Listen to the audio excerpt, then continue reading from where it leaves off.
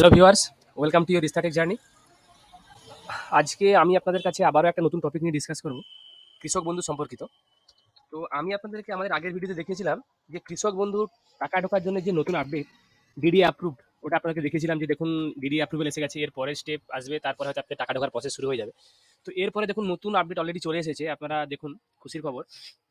আপনারা যেভাবে স্ট্যাটাসটা চেক করার আপনাকে দেখিয়েছি আগের ভিডিওগুলোতে, তো আপনারা কৃষক বন্ধু .net ওয়েবসাইটে চলে আসবেন, তারপরে এখানে নথিভুক্ত কৃষকের তথ্য থেকে আপনারা আপনাদের যে কোনো একটা অপশন দিয়ে এটা সার্চ করে নেবেন।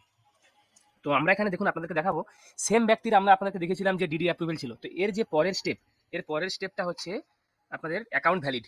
তো এই অপশনের পরে দেখুন আশা করা যায় নভেম্বরের মধ্যেই হয়তো কৃষক বন্ধু টাকা আপনাদের অ্যাকাউন্টে চলে আসবে। তখন আপনাদের এখানে ট্রানজ্যাকশন স্ট্যাটাসের জায়গায় আপনাদের ট্রানজ্যাকশন সাকসেস হয়ে যাবে। এখানে দেখুন অ্যাকাউন্ট ভ্যালিড অলরেডি হয়ে গেছে।